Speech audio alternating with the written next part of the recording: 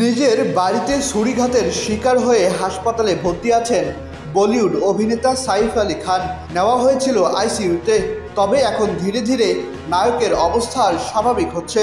বাড়িতে বিলাসবহুল গাড়িবহর থাকা সত্ত্বেও হামলার ঘটনার রাতে অটোতে করে হাসপাতালে ছুটতে হয় সাইফ আলী খানকে। কোটি টাকার মালিক এই সুপারস্টারের কপালে গাড়িও জোটেনি। সেই দুঃসময়ের যিনি সাহায্য করেছেন তিনি একজন অটো চালক, তার নাম ভজন সিং রানা। এদিকে সাইফের ডাক্তাররা জানিয়েছেন সাইফ এখন ভালো আছেন, সুস্থ আছেন। এখন তার শরীরে কোনো ব্যথা নেই, তবে তাকে অল্প করে শুধু হাঁটার অনুমতি দেওয়া হয়েছে। অন্যদিকে বিভিন্ন সূত্রের বরাতে ভারতীয় গণমাধ্যম সাইফের চিকিৎসা খরচের তথ্য সামনে এনেছে।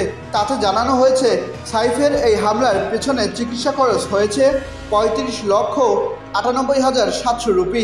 তবে বিমা কোম্পানি এতে দিচ্ছে 25 লক্ষ রুপি।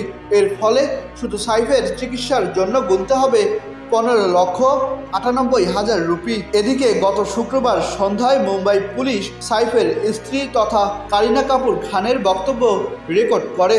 কারণ সাইফকে হামলার দিন কারিনা কাপুরও ওই ফ্ল্যাটেই ছিলেন। তিনি জানিয়েছেন হামলাকারীকে তিনি সাইফের উপর ছুরি চালাতে দেখেন। সে সময় অত্যন্ত ক্ষিপ্ত ছিল সেই হামলাকারী।